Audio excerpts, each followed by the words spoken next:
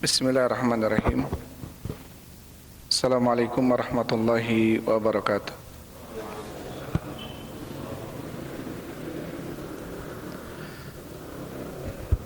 Alhamdulillahilladzi arsala rasulahu bil huda wa dinil haq liyudhhirahu 'alad dini kullihi wa kafa billahi syahida. Wa asyhadu an la ilaha illallah wahdahu la syarikalah iqraran bihi wa tauhida.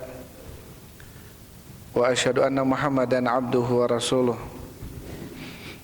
Allahumma salli wa sallim ala nabiyyina Muhammadin wa ala alihi wa ashabihi ajmain, amma ba'd. Ikhwan fillah hafizakumullah.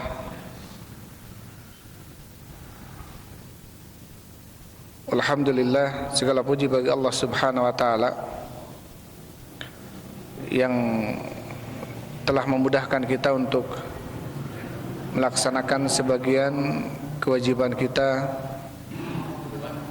selaku kaum muslimin dan muslimat, melaksanakan salat Isya berjamaah dilanjut dengan talabul ilm. Mudah-mudahan kemudahan yang Allah berikan kepada kita semua di dalam menghadiri kajian ilmu ini menjadi salah satu penyebab dimudahkannya langkah kita menuju surga Allah Subhanahu wa taala. Ikhwan fillah hafizakumullah. Insyaallah kita akan membahas sebuah kitab yang tentunya termasuk kitab yang tidak asing bagi kita semua, yaitu kitab Fadlul Islam karya Syekh Muhammad bin Abdul Wahhab rahimahullahu taala. Ini merupakan salah satu tulisan beliau yang sangat penting bagi seorang muslim untuk mengetahui kitab ini dan mempelajarinya, karena betul-betul di dalamnya diajarkan oleh beliau rahimahullahu taala tentang pentingnya keutamaan Islam dan tentang pentingnya kita beragama dengan agama Islam. Dan sebelum kita masuk ke dalam kitabnya beliau, Syekh Muhammad bin Abdul Wahhab rahimahullahu taala, tentunya alangkah baiknya kita sedikit mengenal tentang sosok beliau. Kenapa kemudian kita perlu mengenal sosok beliau sebagai Syekh Muhammad bin Abdul Wahhab? Ini salah satu bentuk agar kita tidak termakan berita-berita yang kemudian berita tersebut menyudutkan beliau, sehingga tidak sedikit kemudian sekarang ada propaganda, ada tuduhan-tuduhan yang kemudian seakan-akan orang-orang yang mempelajari kitab beliau Syekh Muhammad bin Abdul Wahhab kemudian dijuluki para murid-muridnya atau para orang-orang yang mengikuti kitab-kitab beliau dikatakan sebagai Wahabi. Maka ini tentunya perlu untuk kita sedikit menjelaskan tentang kondisi Syekh Muhammad bin Abdul Wahhab, ya, rahimahullahu taala. Beliau lahir pada tahun 1115 Hijriah dan sekarang 1445 Hijriah. Artinya beliau lahir sekitar 300 tahun yang lalu di sebuah tempat di Uyainah atau di Najd. Dan beliau ini salah satu daripada keponakan dari qadhi ketika itu, ya, keponakan dari seorang qadhi. Dan beliau ini mempunyai pemahaman yang lurus di dalam memahami Islamnya. Tetapi kemudian sebagian yang kemudian tuduhan beliau terhadap ajaran yang dibawanya dengan Wahabiyah atau Wahabi, ini karena ada yang kemudian dikenal sebagai seseorang dan dia ini memang mempunyai akidah yang ekstrim, bahkan bisa dikatakan mungkin keluar dari pemahaman Islam yang telah digariskan oleh Rasul sallallahu alaihi wasallam dengan para sahabatnya, yaitu Abdul Wahhab bin Rustum. Dan Abdul Wahhab bin Rustum ini dikenal ketika itu adalah seseorang yang khawarij, ya, yang sering keluar dari pemimpin ataupun pemerintahan yang sah ketika itu. Dan tuduhan terhadap Syekh Muhammad bin Abdul Wahhab, ya, ini ada kemudian simpang siur gitu ya, antara Syekh Muhammad bin Abdul Wahhab dengan Abdul Wahhab bin Rustum. Karena kalau kemudian tuduhan-tuduhan tersebut dituduhkan kepada Abdul Wahhab bin Rustum, maka wajar kalau kemudian para pengikutnya dikatakan dengan Wahabi, ya, karena Abdul Wahhab bin Rustum. Tapi kalau Syekh Muhammad bin Abdul Wahhab, ketika seseorang mempelajari kitab-kitab beliau dan mengikuti, ya, cara beliau di dalam beragama, maka penisbatannya bukan Wahabi tapi Muhammadi, karena nama beliau adalah Muhammad, ya, bin Abdul Wahhab, sedangkan Abdul Wahhab adalah bapaknya. Ini mungkin sering kita mendengarkan ataupun membaca sekilas tentang simpang siur, ya, tuduhan Wahabiyah, ya, yang kemudian seakan-akan tentang kalimat Wahabi ini, ya, sesuatu yang merusak gitu ya, atau sesuatu yang mudah mengkafirkan, sesuatu yang mudah mengeluarkan seseorang dari ahlu sunnah atau dikatakan dengan ahlul bid'ah. Makanya tentunya tuduhan yang salah dan tidak dengan bukti. Karena beliau Syekh Muhammad bin Abdul Wahhab ini adalah seorang syekh yang mengikuti ulama-ulama terdahulu sebelumnya, seperti Imam Bukhari rahimahullahu taala, Imam Muslim, atau Syekhul Islam Ibn Taimiyah rahimahullahu taala. Makanya salah satu yang kemudian menjadi tersebarnya fitnah terhadap beliau, karena memang ketika itu beliau berada di suatu zaman dalam kondisi orang-orang yang mengakui dirinya seorang muslim, yang mereka tahu bahwasanya Islam itu adalah tatkala mereka menyembelih untuk selain Allah Subhanahu wa taala. Syekh hidup di zaman ketika itu orang-orang mengetahui bahwasanya Islam itu adalah tatkala seseorang tawaf dan sa'inya untuk selain Allah, bahkan bersumpah bernazar untuk selain Allah Subhanahu wa taala. Maka kemudian Syekh ketika itu menjelaskan tentang perkara-perkara ini adalah merupakan kesyirikan, ya, dan banyak kemudian di kalangan ataupun di Uyainah ataupun di Najd ketika itu aliran-aliran Sufiyah, ya, aliran-aliran Sufiyah yang kemudian tidak sedikit dari mereka yang memuliakan, mengagungkan kubur atau kuburan-kuburan. Kemudian Syekh Muhammad bin Wahhab dalam banyak kitabnya menjelaskan tentang poin-poin ini. Tentunya penjelasan ini penjelasan yang terdapat dalam Al-Quran dan hadis Rasulullah SAW, ya, yang kita kenal dengan Kitabut Tauhid karya Syekh Muhammad bin Abdul Wahhab rahimahullahu taala. Pernah disebutkan oleh Syekh Shalih Fauzan, ya, beliau menceritakan tentang dulu ada dari kalangan alimin ulama Hindia. Di India ini terkenal dengan banyaknya Sufiyah. Kemudian ada seorang alim ketika selesai daripada pelajaran-pelajaran mereka, biasanya mereka mencela Syekh Muhammad bin Abdul Wahhab, mendoakan kejelekan untuk Syekh Muhammad bin Abdul Wahhab. Pernah kemudian salah satu dari muridnya ketika itu, ya, membawakan kepada Syekh India ini sebuah kitab. Kitabnya adalah kitab Tauhid, tetapi penulisnya ataupun halaman utamanya yang menunjukkan bahwasanya beliau ini adalah penulisnya Syekh Muhammad bin Abdul Wahhab itu dicopot. Dan kita tahu bagaimana dalam kitab Tauhid yang dituliskan oleh Syekh Muhammad bin Abdul Wahhab hanya Al-Quran, dalil dari Al-Quran, dari hadis ataupun perkataan para sahabat dan ulama, ya. Sedikit kemudian beliau membawakan ucapan beliau sendiri. Jadi kebanyakan yang dituliskan oleh beliau adalah sebagaimana para ulama pendahulunya hanya menuliskan Al-Quran, ayat Al-Quran, hadis ataupun ucapan-ucapan para sahabat ataupun tabi'in dan para ulama. Ketika dibaca oleh seorang alim dari kalangan India ini, kemudian apa? Alim ini memuji buku ini bagus sekali, karena memang kita tahu ya, dalam kitab tauhid ya, tidak banyak ucapan-ucapan manusia di dalamnya, hanya ucapan Allah, Al-Quran artinya, atau hadis Rasulullah, ataupun sedikit dari kalangan ucapan kalangan para sahabat atau tabi'in. Maka kemudian Syekh India ini memuji, ini kita bagus. Setelah dipuji, kemudian dikabarkan kepada beliau bahwasanya kitab yang dipuji ini adalah penulisnya Syekh Muhammad bin Abdul Wahhab. Akhirnya ketika itu beliau merasa menyesal karena telah mencela Syekh Muhammad bin Abdul Wahhab, karena telah termakan dengan tuduhan-tuduhan.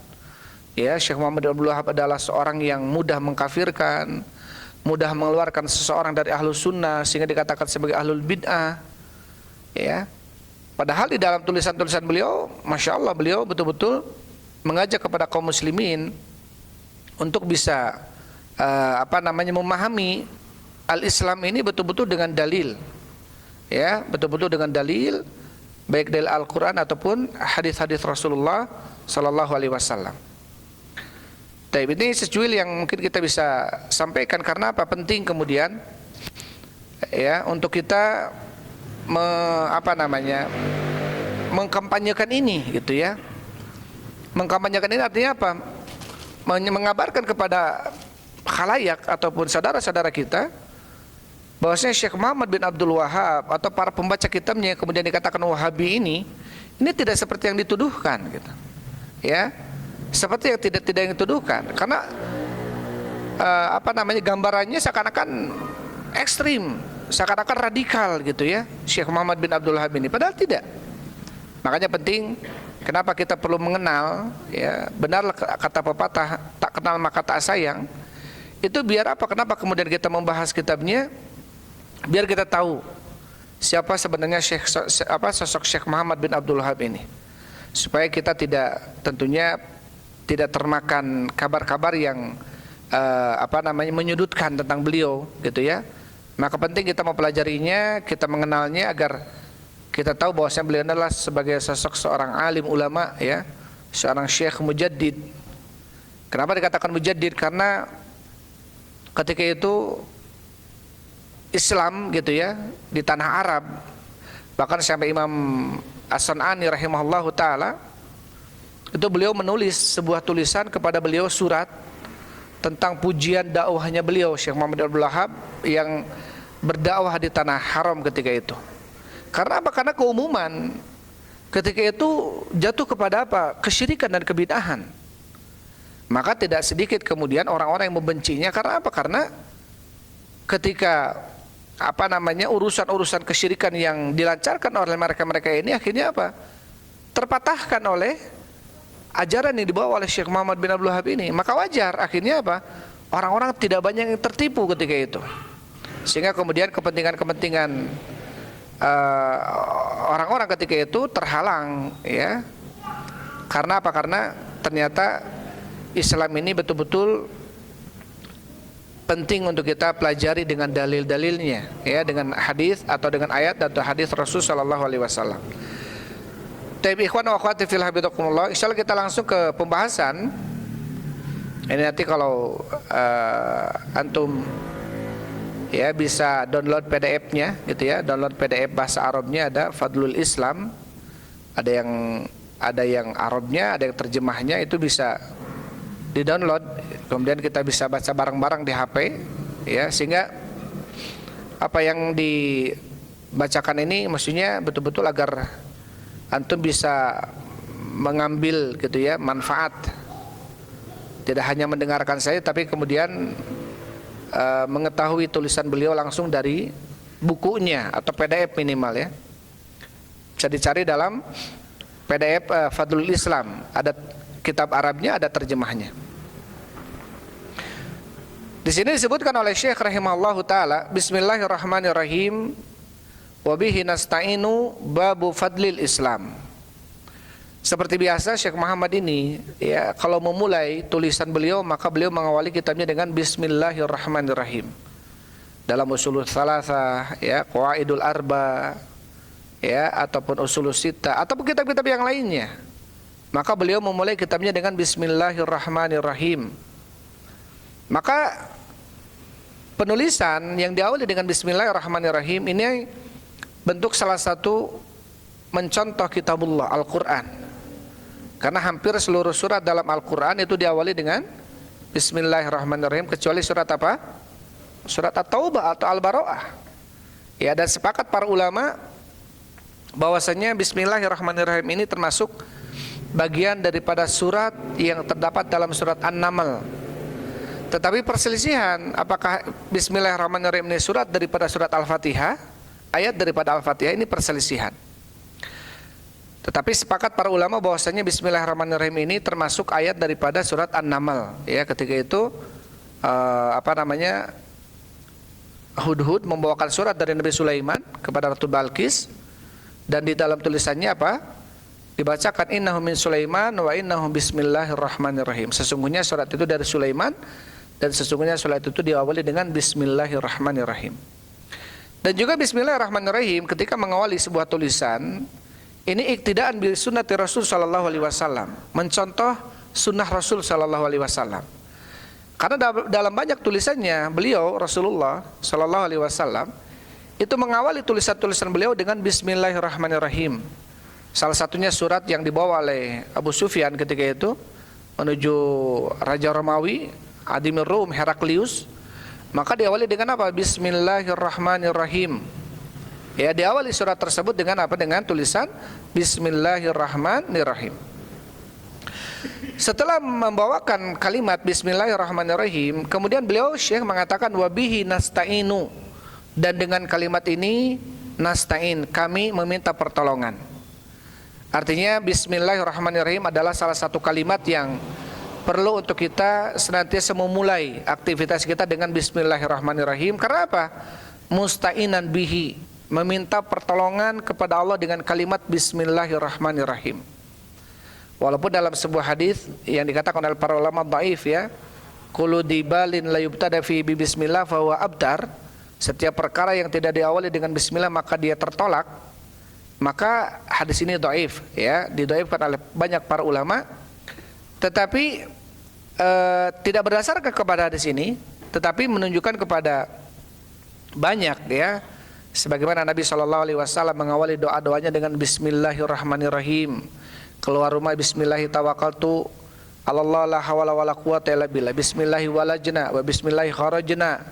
Kemudian ketika naik kendaraan Bismillahi majreha. Ketika bertemu dengan istri Bismillahirrahmanirrahim, diawali dengan bismillah. Maka tentunya ini juga termasuk sunnah ya, seseorang mengawali aktivitas kebaikan maka dengan bismillah. Setelah itu kemudian beliau mengatakan babu fadlil Islam, bab keutamaan Islam. Ini insyaallah yang akan kita bahas ya, tentang bab fadlil Islam, bab keutamaan Islam. Setelah itu kemudian beliau membawakan dalil wa qaulullahi ta'ala, dan firman Allah Subhanahu wa taala dalam surat Al-Maidah ayat 3. A'udzubillahi minasyaitonirrajim. Al-yauma akmaltu lakum dinakum wa atmamtu 'alaikum ni'mati wa raditu lakumul Islam madina. Pada hari ini aku telah sempurnakan bagi kalian agama kalian. Ya, dan aku telah sempurnakan bagi kalian nikmatku, dan aku ridho bagi kalian Islam sebagai agama. Taib.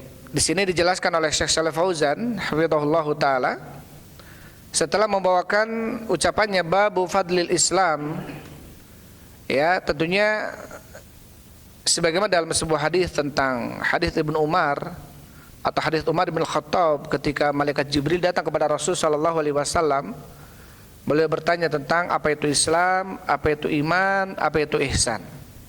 Maka diawali oleh Syekh rahimahullahu taala ya, tentang bab yang disebutkan adalah tentang Islam dulu, karena ini termasuk apa daripada rukun Islam ya. Maka yang dijelaskan oleh Syekh adalah tentang keutamaan Islam, baru nanti iman, baru nanti taib. Kemudian dibawakan dalil tentang keutamaan Islam oleh Syekh Muhammad rahimahullahu taala, yaitu surat Al-Maidah ayat ketiga tadi.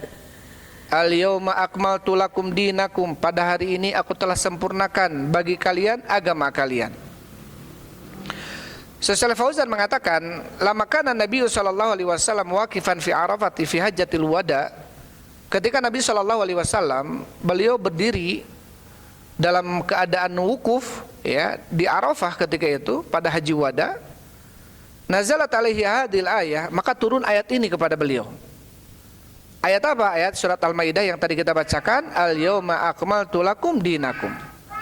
Jadi surat Al-Maidah ayat 3 ini adalah turunnya ketika Rasul sallallahu alaihi wasallam haji wada atau wukuf di Arafah ketika haji wada. Wa hiya min akhiri ma nazala ala Rasul minal Qur'anil Karim.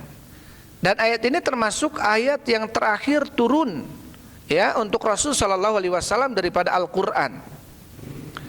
Jadi apa? Sekarang ayat yang terakhir turun, maka ayat yang terakhir turun kepada Rasul sallallahu alaihi wasallam adalah ayat ini ya dalam surat Al-Maidah, al-yauma akmaltu lakum dinakum. Kenapa kata Syekh Fauzan? Li'annahu 'asya ba'daha muddatan yasiratan. Karena setelah ayat ini turun, maka Rasulullah hidupnya sebentar setelah itu. Ya. Maka ayat yang terakhir turun adalah al-yawma akmaltu lakum dinakum. Tapi kalau surat yang terakhir turun sebagian mengatakan adalah surat An-Nasr. Idza jaa nasrullahi wal fath. Maka ini adalah surat karena surat An-Nasr. Tapi kalau ayat artinya potongan ayat, bukan surat Al-Maidah. Kalau suratnya Al-Maidah, kalau ayat yang terakhir turun adalah al-yawma akmaltu lakum. Ketika itu Rasul sallallahu alaihi wasallam setelah pulang beliau ya dari haji menuju ke Madinah, maka tidak lama kemudian beliau wafat. Ya, tidak lama kemudian beliau wafat. Fadalla hadza ala anna Rasul ma tuwfiya hatta akmalallahu bihid din. Maka menunjukkan tentunya dalam dalam hal ini, maka beliau tidaklah wafat kecuali Allah Subhanahu wa taala telah menyempurnakan agama ini. Berarti agama ini telah sempurna. Wa fi hadza raddun 'alal mubtadi'atil ladzina yuhditsuna asya'a wa yunsibuna ila din. Maka di dalam hal ini, perkara ini ada bantahan bagi orang-orang yang mengada-ngada dalam agama ini. Artinya apa? Mengada-ngada sebuah amalan yang amalan tersebut tidak dicontohkan oleh Rasul sallallahu alaihi wasallam. Karena apa? Karena Rasulullah ketika wafat, ketika ayat ini turun dan Rasul wafat, agama ini sudah sempurna. Agama ini sudah sempurna. Maka ketika mengada-ngada sebuah amalan, ya berarti apa? Seakan-akan menganggap agama itu belum sempurna. Sampai kata Imam Malik rahimahullahu taala, ya beliau mengatakan man istahsana fid dini yaraha hasanatan faqad za'ama anna Muhammadan khana risalah. Tsumma ta'ala qaulahu ta'ala al-yawma akmaltu lakum dinakum wa atmamtu 'alaikum ni'mati wa raditu lakumul Islam madina. Sampai Imam Malik rahimahullahu taala mengatakan man istahsana fid din, barang siapa yang menganggap sebuah perkara itu baik dalam agama, padahal Rasulullah SAW tidak melakukannya, ya, maka sungguh dia telah menuduh bahwasanya Rasulullah SAW telah mengkhianati risalah. Maka kemudian Imam Malik membacakan ayat al-yawma akmaltu lakum dinakum wa atmamtu 'alaikum ni'mati wa raditu lakumul Islam madina. Jadi pada hari ini kata Allah, aku telah sempurnakan bagi kalian agama kalian. Jadi kata Imam Malik rahimahullahu taala mengatakan barang siapa yang mengada-ngada dalam sebuah agama ini sesuatu yang dianggap ini baik gitu ya, menurut apa? Hawa nafsu. Bukan menurut Rasul, bukan menurut para sahabat. Artinya dia mengamalkan sebuah amalan yang menurut hawa nafsu dia ini baik, tapi Rasul tidak mencontohkannya.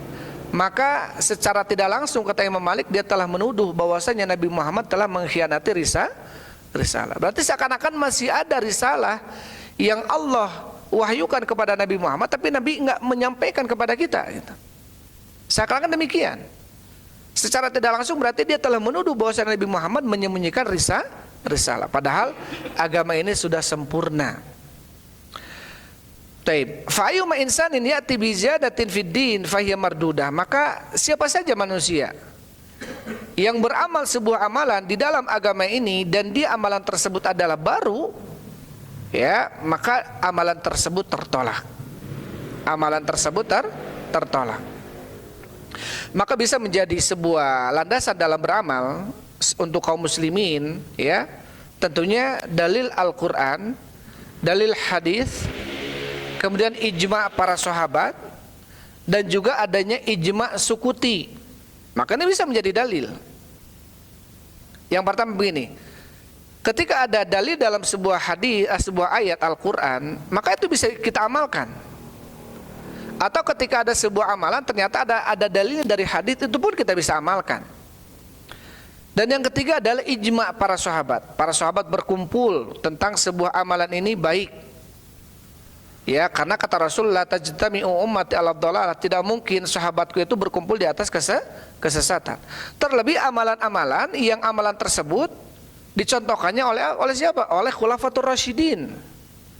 Karena Rasulullah SAW mengatakan, alaikum bisunnati wa sunnatil khulafa ar-rasyidin. Wajib bagi kalian berpegang teguh dengan sunnahku dan sunnahnya khalifah-khalifah yang mendapatkan petunjuk. Maka ada sunnahnya Abu Bakar, ada sunnahnya Umar, ada sunnahnya Utsman, ada sunnahnya Ali bin Abi Thalib. Ya. Kemudian ketika itu ada juga namanya ijma sukuti. Apa itu ijma sukuti? Sebuah kesepakatan, taib. Ketika ada salah satu atau dua orang dari kalangan sahabat mengamalkan sebuah amalan, tapi sahabatnya yang lain diam, tidak mengoreksi amalan ini.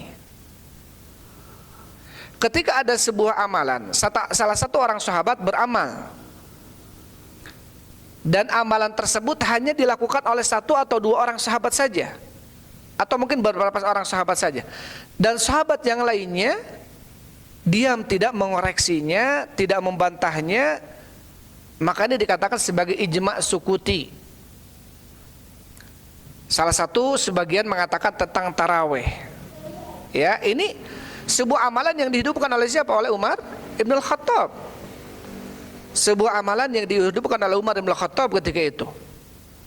Maka sahabat yang lain pun mengikutinya. Sampai kata Umar Ibn Khattab mengatakan, nikmatil bid'ah hadhihi. Ya, nikmat yang paling bid'ah yang paling nikmat ini. Itu apa? Taraweh. Dan ini apa? Bid'ah secara lugawi. Karena apa? Karena taraweh ada pada zaman Rasul sallallahu alaihi wasallam. Rasul sallallahu alaihi wasallam mengimami salat taraweh 2 malam atau 3 malam dalam riwayat. Ketika malam-malam setelahnya Rasul tidak mendatangi lagi untuk mengimami, ditanya oleh para sahabat, "Ya Rasulullah, kenapa?"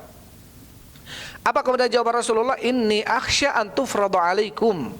Saya takut taraweh itu jadi wajib bagi kalian. Kalau sudah diwajibkan, maka kalian tidak akan mampu, kata Rasulullah. Maka Rasul sengaja hari-hari berikutnya Rasul nggak datang mengimami, karena dikhawatirkan jadi wajib. Dan kemudian Abu Bakar As-Siddiq pada zaman beliau itu tidak dihidupkan taraweh. Tapi ketika Umar menjadi khalifah ketika itu, maka Umar kemudian menghidupkan taraweh. Ini menunjukkan apa? Menunjukkan bahwasanya taraweh bukan bid'ah yang tidak ada asalnya sama sekali. Karena tarawih ada pada zaman Rasulullah, kemudian ditinggalkan, dikhawatirkan jadi wajib gitu. Maka kemudian dihidupkan oleh Umar Ibn Khattab. Dan para sahabat ketika itu diam. Ini menunjukkan bahwasanya ini boleh diamalkan, bahkan termasuk sunnah gitu. Bahkan termasuk sunnah. Tapi kalau yang lainnya seperti Utsman ibn Affan, beliau pernah melakukan azan 2 kali Jumat, ya. Azan 2 kali Jumat. Dan azan yang dilakukan pada masa pemerintahan Utsman bin Affan, azan pertamanya itu adalah waktu duha. Kalau kita mungkin waktu syuruk, karena syuruk ini awal waktu duha itu syuruk. Ya, kenapa? Tujuan Utsman bin Affan kemudian azan yang pertama atau ada dua kali azan, itu yang pertama, azan pertamanya mengingatkan kaum muslimin bahwasanya hari ini hari Jumat.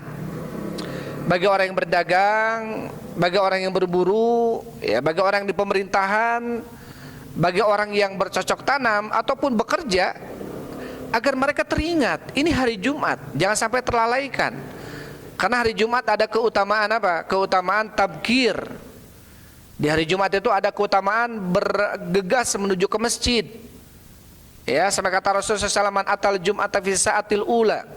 Barang siapa yang datang ke masjid untuk waktu melaksanakan sholat Jumat pada jam pertama, faka'annama qaraba badanatan, maka seakan-akan dia telah berkurban dengan seekor unta, kata Rasul.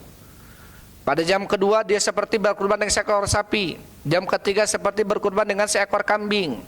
Jam keempat seperti dengan seekor ayam. Jam kelima seperti dengan telur.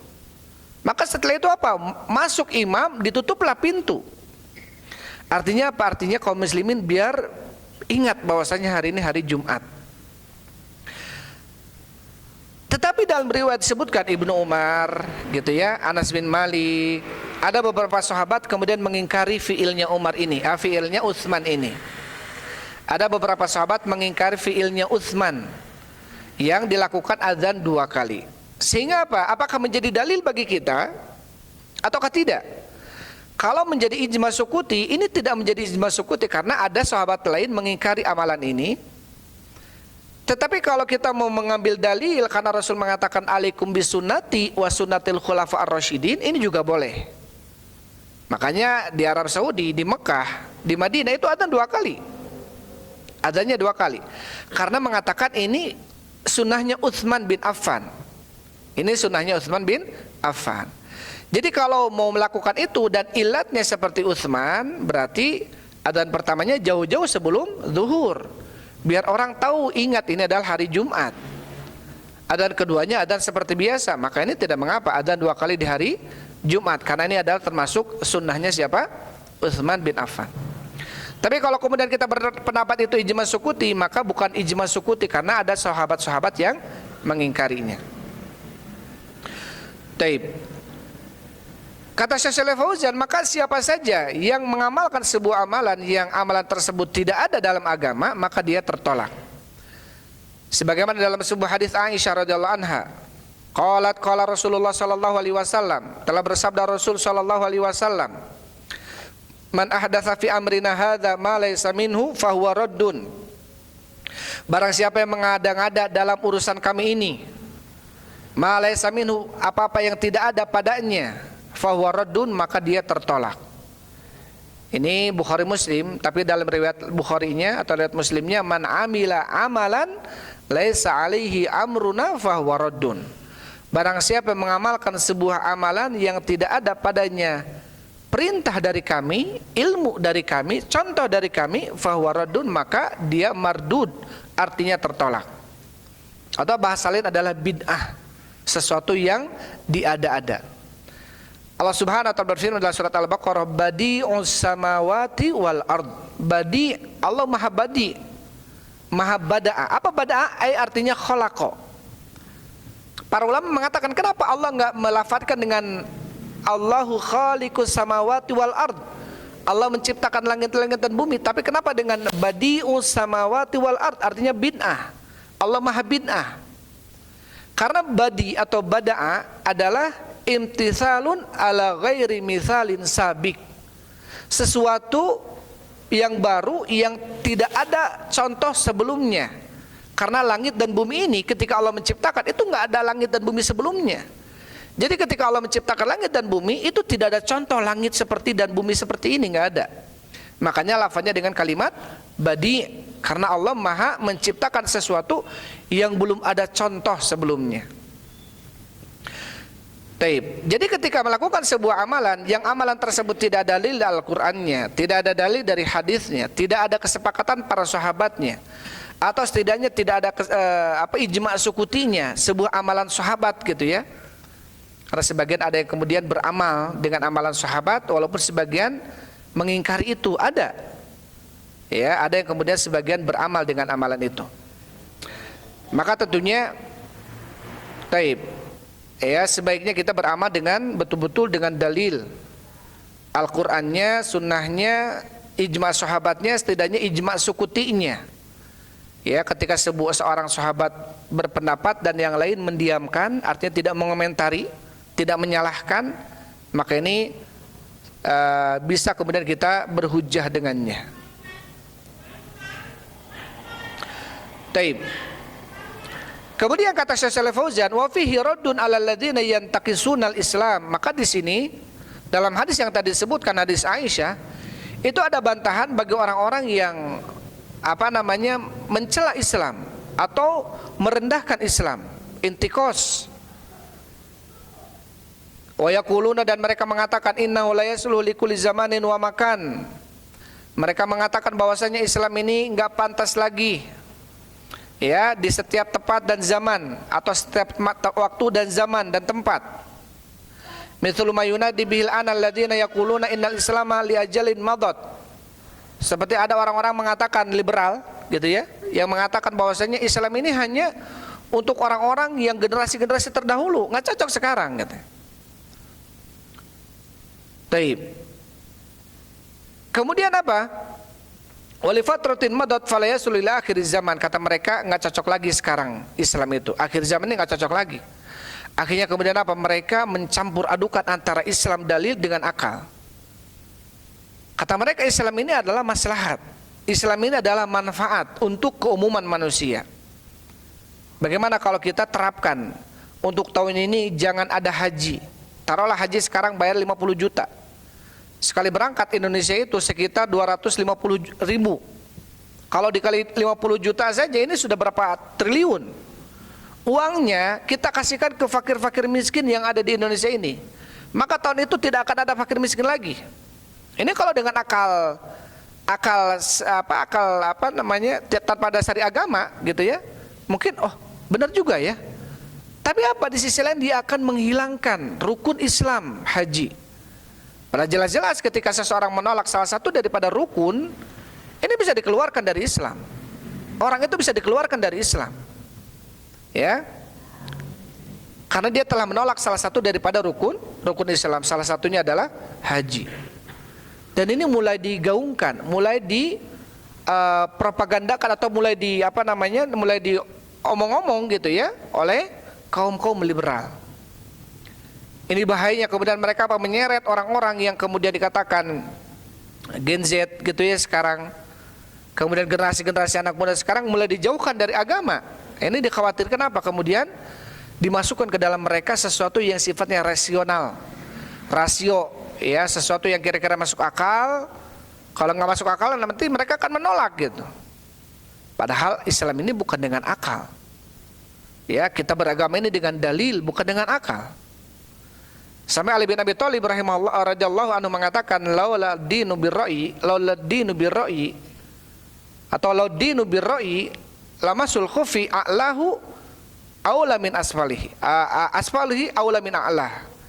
Kalau seandainya agama itu dengan akal, maka mengusap khuf bawahnya itu lebih pantas dibanding atasnya.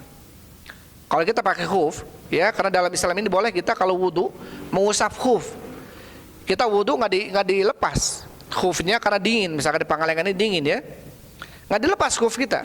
Cukup wudu anggota badan yang lain, tapi kaki cukup diusap di atas khufnya, di atas kos kakinya. Kata Ali bin Abi Thalib, kalau seandainya agama itu dengan akal, maka mengusap khuf itu yang lebih pantas diusap adalah bawahnya, karena yang kotor itu apa? Bawahnya, bukan atasnya. Lakinni ra'aitu Rasul sallallahu alaihi wasallam yamsu ala a'lah. Tetapi saya melihat Rasulullah mengusap atasnya. Berarti Islam itu apa? Ittiba. Islam itu mengikuti dalil. Bukan dengan rasio, bukan dengan akal. Akal ini ya fungsinya hanya apa? Mengikuti dalil. Maka kalau kita lihat baca Syekhul Islam punya kitab Darut Ta'arud Bainal Aqli wa Naqli, ya, tidak ada kemungkinan bertentangan antara dalil nakli dan akli, itu nggak mungkin. Jadi nggak mungkin akal kita yang sehat itu bertentangan dengan dalil, nggak mungkin itu. Tapi kalau orang-orang aklaniun, orang-orang yang mengedepankan akal, liberal, mereka mengedepankan akal dibanding dalil. Wah, nggak mungkin. Ya, sampai ada orang-orang aklaniun kemudian ketika datang dalil bahwasanya salah satu keutamaan majelis ilmu ini adalah malaikat itu duduk dengan kita. Ini disebutkan dalam kitab Fadlul Ta'dimi Sunnah Syekh Abdul Qayyum. Dituliskan salah satu daripada di antara mereka yang kemudian tidak mengindahkan sunnah hadis Rasulullah. Ketika datang hadis itu, Salah satu keutamaan pencagarkan apa yang disampaikan oleh manusia di dalam masjid. Kemudian apa? Mereka datang sengaja ke masjid bawa paku dan kemudian menusuk-nusuk karpet dan mengatakan, mana kalau benar ada malaikat mungkin sudah tertusuk dengan paku ini, mungkin sudah ada darahnya. Artinya apa? Mereka mengedepankan akal. Ya, mereka mengedepankan akal. Maka tentunya Islam adalah ittiba. Islam adalah agama dalil, bukan agama akal.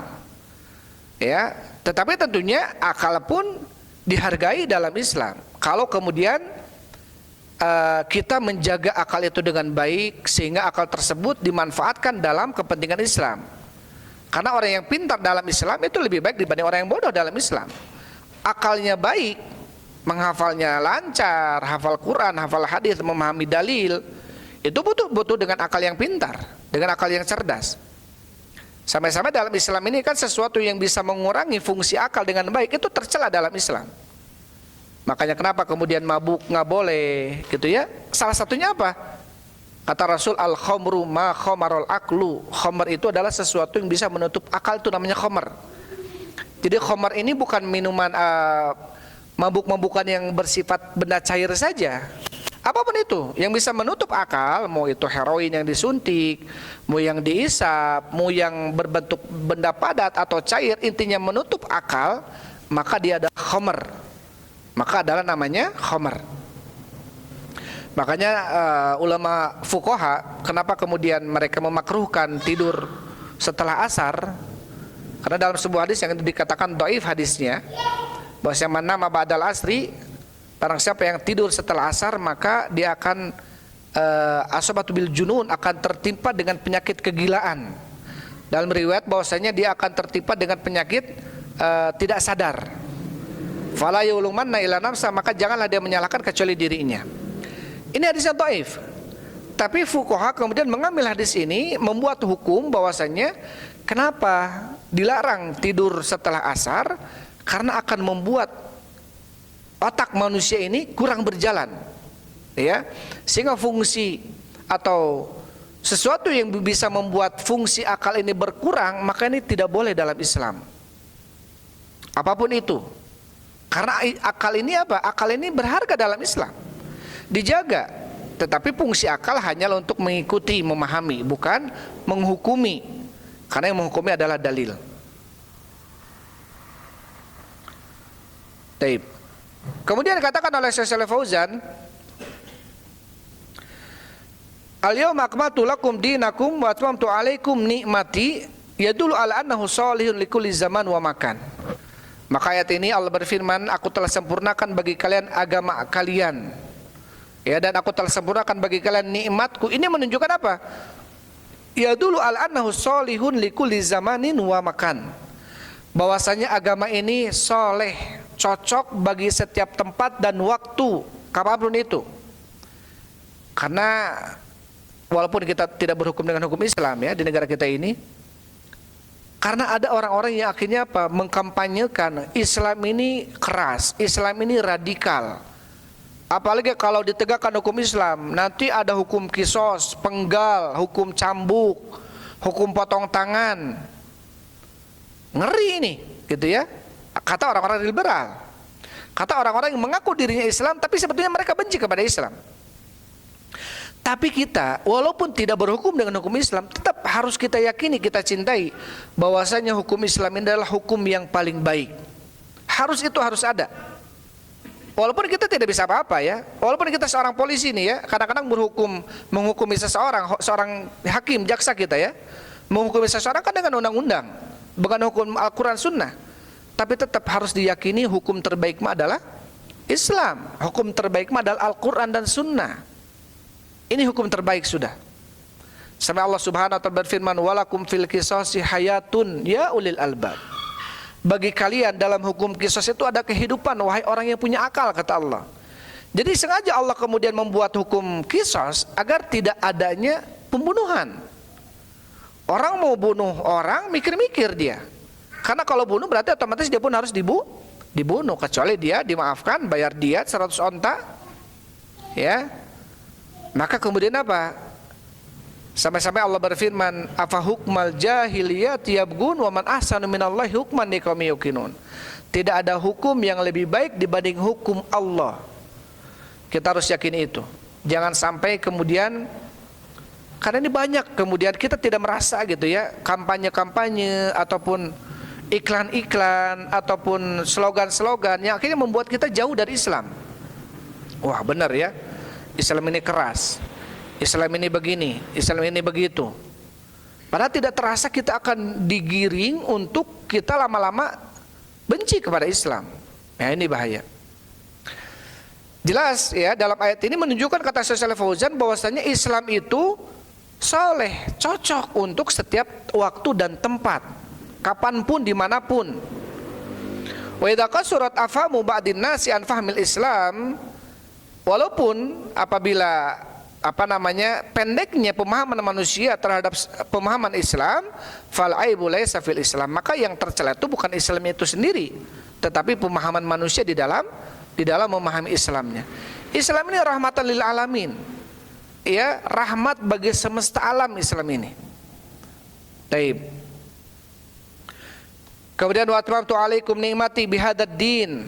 Aku telah sempurnakan bagi kalian kenikmatanku, artinya dengan agama ini. Jadi Islam ini adalah merupakan agama penyempurna dan bentuk kenikmatan Allah kepada Nabi Muhammad berserta umatnya dengan adanya Islam. Fahadzal dinu huwa a'dhamu ni'matin an'amallahu biha 'alal basyariyah. Maka agama adalah merupakan kenikmatan yang paling besar yang Allah berikan kepada manusia. Lakin man qabila hadhihi ni'mata istafada minha wa man lam yaqbalha fa itsmuhu wa dararuhu alaihi. Tetapi tentunya kenikmatan bagi orang yang menerima kenikmatan itu dan mengambil faidah daripada Islam ini. Tetapi orang yang tidak menerima Islam, maka dosa dan bahayanya tentunya kembali kepada dia. Li'annahu walladzi rafada hadhihi ni'mah. Berarti dia yang menolak nikmat ini dari Allah Subhanahu wa taala. Ya, padahal Islam itu adalah nikmat. Islam ini adalah nikmat. Ketika orang dia menolak Islam, tidak mengamalkan Islam, bahkan dia mendapatkan kehidupan dunianya hancur, bahkan akhiratnya naudzubillah juga hancur, berarti kerugian bagi dia. Karena apa? Karena telah menolak nikmat. Karena telah menolak agama Islam. Suma qala ta'ala, kemudian Allah berfirman, wa raditu lakumul Islam madina, dan aku ridho bagi kalian Islam sebagai agama. Al-Islam huwa din alladzi qala Allahu fihi awwal hadhil ayah. Islam adalah agama yang Allah berfirman di awal ayat ini, al-yauma akmaltu lakum dinakum. Pada hari ini aku telah sempurnakan bagi kalian agama kalian. Allah telah menyempurnakan agama ini, Allah telah meridhoi agama ini, dan Allah telah memberikan nikmat kepada hambanya dengan agama ini. Ya, bahkan agama ini adalah merupakan agama yang paling diridhoi oleh Allah Subhanahu wa taala. Sampai kata Rasul sallallahu alaihi wasallam, maka seluruh agama, ya, setelah kedatangan agama Islam yang dibawa oleh Nabi Muhammad sallallahu alaihi wasallam ini, seperti Nasara, seperti Yahudi, maka mau nggak mau dia harus mengikuti agama Nabi Muhammad SAW. Nggak boleh kemudian orang-orang Yahudi dia mengatakan, saya mau berpegang teguh dengan Tauratnya, kitabnya Nabi Musa alaihissalam. Orang Nasrani mengatakan, saya mau berpegang teguh dengan kitab Injilnya, kitabnya Nabi Isa alaihissalam.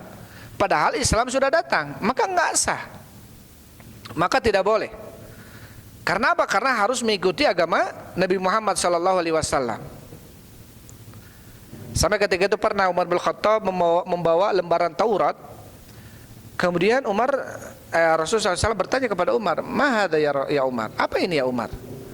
Ketika itu Umar megang lembaran Taurat, padahal cuma megang saja. Kemudian, "Hadi Taurat ya Rasul." Ini Taurat ya Rasulullah. Kemudian Rasul dengan bernada sedikit agak tegas kepada Umar dan mengatakan, "Wallahi law kana Musa hayyan lama wasiyahu illa tibai." Demi Allah ya Umar, kalau seandainya Musa hidup sekarang, itu enggak ada keluasan bagi Nabi Musa kecuali harus mengikuti saya. Kecuali harus mengikuti apa? Mengikuti Islam ini. Sampai nanti ketika Nabi Isa turun di akhir zaman, dalam riwayat disebutkan, ketika Imam Mahdi mempersilakan Nabi Isa untuk mengimami salat subuh ketika itu, kemudian kata Nabi Isa alaihissalam, "Fa anta alaika bil imam." Maka engkau yang menjadi imam saya. karena saya akan mengikuti syariat Nabi Muhammad sallallahu alaihi wasallam. Ini menunjukkan bahwasanya inilah ya Islam adalah agama yang sempurna. Sebagaimana bahkan Allah Subhanahu wa taala berfirman, "Wa may yabtaghi ghairal islami dina fala yuqbala minhu wa fil akhirati minal khasirin." Barang siapa yang mencari agama selain Islam, maka dia tidak akan diterima darinya, maka di akhirat termasuk orang-orang yang merugi. Maka tentunya di dalam dua ayat ini ada bantahan ya bagi orang-orang yang berkata di zaman kita sekarang ini bahwasanya agama itu ada tiga, agama samawi itu ada tiga gitu ya. Agama Yahudi, agama Nasrani, dan juga agama Islam. Kata mereka ini semuanya agamanya benar, ya, atau dikatakan wihdatul adyan. Semua agama samawi itu benar, Yahudinya, Nasraninya, Islamnya. Karena Yahudinya adalah agamanya Nabi Musa, Nasrani adalah agama Nabi Isa alaihissalam, dan Islam adalah agama Nabi Muhammad sallallahu alaihi wasallam. Maka dengan dua ayat yang tadi disampaikan ini bantahan bagi mereka bahwasanya apa? Orang-orang Yahudi, orang-orang Nasrani ketika datang Nabi Muhammad membawa Islam tidak taat kepada Nabi Muhammad, mereka kafir. Mereka apakah? Kafir. Ya, mereka apa? Mereka di akhirat termasuk orang yang merugi kata Allah, karena mencari agama selain agama Islam.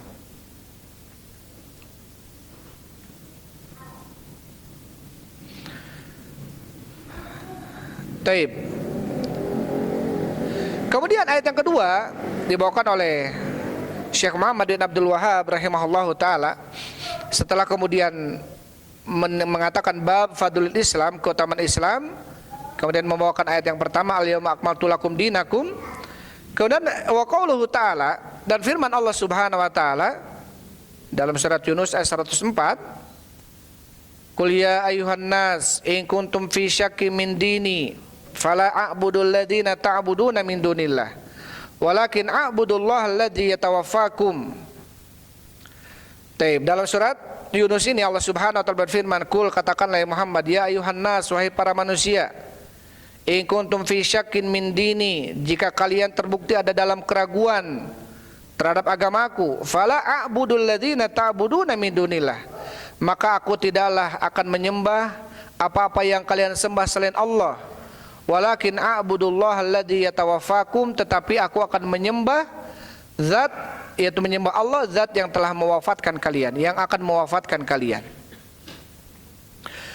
Taib. Tentunya kata Syekh Shalih Fauzan, ayat ini adalah khitab, ajakan bicara dari Allah Subhanahu wa taala kepada nabinya. Kul katakanlah ya Muhammad kepada siapa? Orang-orang musyrikin. Ya, kepada orang-orang musyrikin. Ketika itu yang ada di Mekah. Jika kalian merasa ragu terhadap agamaku, maka apa? Di sini agamaku atau agama Rasul sallallahu alaihi wasallam. Agama apa? Agama menyembah Allah saja dan menjauhi sesembahan-sesembahan selain Allah Subhanahu wa taala. Ya, jika kalian merasa ragu terhadap agamaku, maka aku tidak akan menyembah apa yang kalian sembah selain Allah, dan aku akan menyembah Allah saja, zat yang akan mewafatkan kalian. Ya, artinya apa? Artinya sebagai Tuhan yang akan mewafatkan kalian, wahai manusia orang musyrik gitu. Karena apa? Kenapa kemudian Rasulullah SAW mengakhiri ayat ini, atau ayat Allah Subhanahu wa taala mengakhiri ayat ini dengan keberadaan Allah sebagai Rabb yang akan mewafatkan orang musyrik? Karena mereka yakin, mereka orang musyrik ini yakin yang menghidupkan mereka siapa? Allah. Yang mematikan mereka pun siapa? Allah. Yang menciptakan alam semesta ini siapa? Allah. Sampai Allah Subhanahu wa taala berfirman, "Wala in saltahum man khalaqas samawati wal arda la yaqulunallah." Jika kamu bertanya kepada mereka ya Muhammad, siapa yang telah menciptakan langit-langit dan bumi, la yaqulunallah. Betul-betul mereka akan menjawab siapa? Allah. Artinya orang-orang musyrikin itu mereka mengimani tauhid rububiyah, penguasaan alam semesta ini, yakin bahwasanya inilah perbuatan siapa? Allah Subhanahu wa taala. Tetapi tatkala mereka kemudian diajak ibadah oleh siapa? Oleh Rasul sallallahu alaihi wasallam kepada Allah, mereka tidak mau. Ya, bahkan ketika mereka diajak untuk mengucapkan kalimat syahadat asyhadu alla ilaha illallah, mereka tidak mau. Ya. Wa idza qila lahum la ilaha illallah yastakbirun. Ketika dikatakan kepada mereka, ucapkan oleh kalian la ilaha illallah, yastakbirun. Mereka sombong, tidak mau mereka mengatakan. A'inna latariku alihatina, apakah kami harus meninggalkan sesembahan kami, kata mereka. Ya. Jadi kenapa kemudian mereka tidak mau mengucapkan kalimat la ilaha illallah? Karena mereka tahu kalau mereka mengucapkan kalimat la ilaha illallah berarti mereka harus menyembah Allah saja. Berarti mereka harus meninggalkan sesembahan selain Allah. Berarti selama ini patung-patung yang mereka sembah, Lata, Mana, Uzza, Hubal, atau patung-patung yang lainnya, berarti harus ditinggalkan. Mereka nggak mau itu. Mereka nggak mau itu. Mereka pingin sama Allah nyembah, sama patung juga nyembah. Taib, ini adalah salah satu kebiasaan orang musyrik, gitu ya. Kebiasaan orang musyrik adalah mereka nyembah kepada Allah, tapi di sisi lain juga nyembah kepada selain Allah. Taib.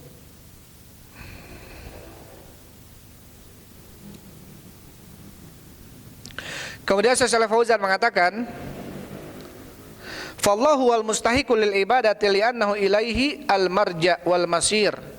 Maka Allah yang paling berhak untuk diibadahi. Kenapa? Karena seluruh itu akan kembali kepada Allah Subhanahu wa taala dan kembali kepadanya.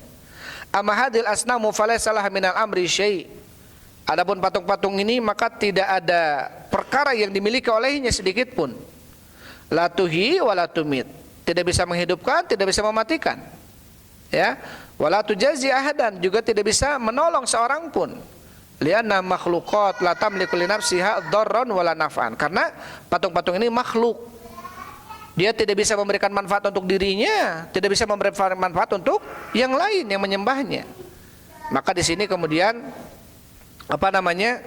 Rasul sallallahu alaihi wasallam menyeru kepada mereka. Ya, Allah Subhanahu wa taala berfirman, "Innal ladzina tad'una min dunillahi ibadun amsalukum." Sesungguhnya yang kalian sembah selain Allah Subhanahu wa taala, mereka itu adalah hamba-hamba seperti kalian. Ada yang menyembah Nabi Isa, ada yang menyembah Uzair, ada yang menyembah orang-orang yang soleh ketika itu. Ya, Lata itu diambil dari nama yang nama ini adalah seorang yang soleh ketika itu. Jadi ada orang soleh, biasa dia suka ngasih makanan kepada orang-orang yang pergi haji ke sana. Yang biasanya Lata yalutus sawik, artinya apa? Membuat adonan roti kemudian dibagi-bagi kepada jamaah haji. Ketika orang soleh ini meninggal, kemudian dibikinlah patung, dan kemudian diambil berkah darinya, diibadahi. Ya, Allah Subhanahu wa taala berfirman, "Innal ladzina tad'una min dunillahi ibadun amsalukum." Sesungguhnya yang kalian sembah selain Allah, mereka tuh sama kayak kalian, hamba gitu. Makhluk Allah sama gitu. Fad'uhum falyastajibu lakum in kuntum shadiqin. Coba kalian mintalah kepada mereka kalau mereka bisa menjawab. In kuntum shadiqin, jika terbukti kalian benar. Ya. Jadi apa yang kalian minta ini hamba. Yang pertama sudah dia hamba, manusia biasa. Yang kedua yang kalian minta ini apa? Sudah meninggal. Karena ada orang-orang dulu itu, mereka orang-orang soleh, kemudian dibangun di atas kuburannya sesuatu, dan kemudian diambil berkah-berkah, minta-minta ke kuburan itu. Padahal apa kata Allah Subhanahu wa taala? La yasma'u du'aakum, mereka yang dalam kubur itu tidak bisa mendengar doa kalian. Walau sami'u, kalaupun mereka mendengar, mastajabu lakum, mereka tidak mungkin bisa menjawab permintaan kalian. Wa yaumal qiyamati yakfuruna bisyirkikum, dan mereka nanti di hari kiamat akan mengingkari kekufuran kesyirikan kalian ini. Jadi yang di dalam kubur sekarang, mau orang soleh, mau siapapun dia gitu ya, yang justru mereka harapkan itu adalah doa dari kita yang hidup. Ya Allah, berikanlah rahmat, ya Allah berikanlah kemudahan kepada orang ini, ya Allah luaskanlah kuburannya, ya Allah berikanlah penerangan dalam kuburnya, ya Allah ampunilah. Itu yang mereka harapkan. Bukan kemudian kita datang ke mereka, kita minta doa dari mereka. Yang pertama, mereka tidak bisa mendengar. Yang kedua, kalaupun artinya mereka tetap tidak akan bisa mendengar. Taruhlah misalkan bisa mendengar, kata Allah, tetap mereka tidak bisa menjawab. Nah ini, ya, maka tentunya apa? Fakaifa tamliku lighairi. Maka mereka untuk diri aja mereka sendiri nggak bisa, apalagi untuk yang lainnya. Hadza minal ajaib. Ya, dan ini termasuk dari perkara yang ajaib, yang heran, yang ajib gitu ya, yang sangat mengherankan sekali gitu. Ada manusia sekarang minta-minta dikubur, minta-minta di pohon, minta-minta di batu. Akal sehat aja kita nggak nerima ini. Apalagi akal yang kemudian sudah dibubuhi dengan apa? Dengan tauhid. Ya, akal sehat saja. Terus misalkan anak kecil atau anak yang nggak belajar tauhid aja, itu mungkin akan melihat ini perkara nggak masuk akal. Masa batu diminta gitu ya? Umar pernah dalam riwayat menangis dan tertawa dalam suatu saat. Ketika ditanya, kenapa engkau menangis dan tertawa? Menangis karena pernah mengubur anak perempuannya hidup-hidup. Kemudian saya menangis. Kenapa kemudian tertawa? Tertawa dulu saya membuat Tuhan saya dari roti. Ketika saya hidup, saya lapar, saya makan roti itu. Jadi saya memakan Tuhan saya sendiri katanya. Dan kemudian saya tertawa. Ini orang musyrik ini, secara tidak langsung apa kata Syekh Fauzan, dia telah kurang akalnya. Akalnya kurang jelas. Ya, karena apa? Dengan logika aja nggak masuk gitu ya. Logika aja nggak masuk, apalagi dengan dalil. Atau apalagi dengan dalil. Taib, ikhwan wa akhwati fil habibakumullah. Kita sambung ke ayat yang ketiga atau kita cukup sampai di sini? Hampir jam 9 ya. Taib, ya, mungkin nanti ada pertanyaan ya kalau yang bisa disampaikan. Itu mungkin ayat terakhir yang kita bacakan untuk malam ini tentang dalil fadlul Islam ya, tentang dalil fadlul Islam, tentang keutamaan Islam. Baik, mudah-mudahan ayat ketiga dan seterusnya kita bisa bacakan di lain kesempatan. Sebelum kajian ini tutup, mungkin ada yang ditanyakan, silakan ya. Tafadhol. Maka silakan yang terkait dengan bab-bab yang tadi kita sampaikan.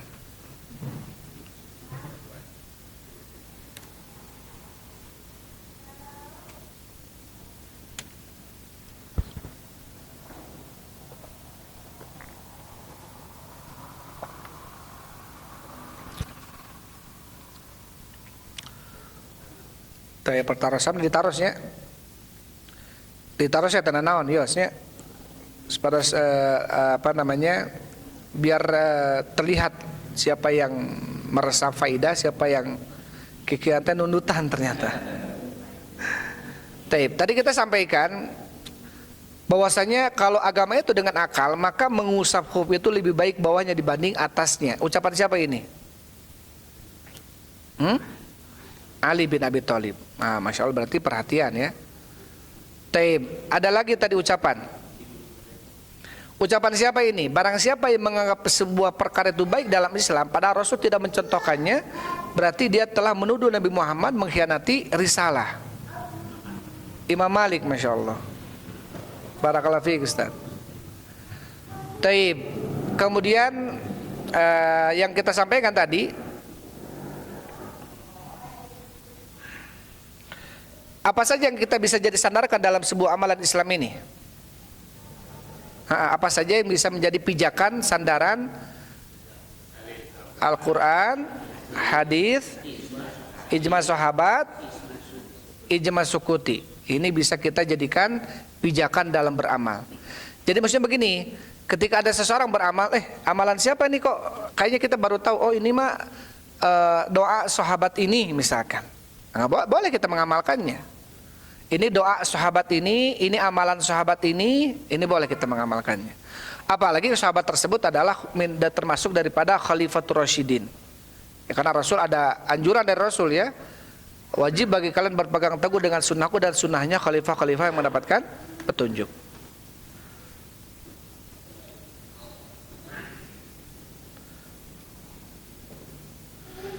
Baik, mungkin itu saja ya yang saya sampaikan. Sudah mau jam 9. Wallahu a'lam bishawab. Mudah-mudahan yang disampaikan tadi bisa menambah wawasan untuk kita semua.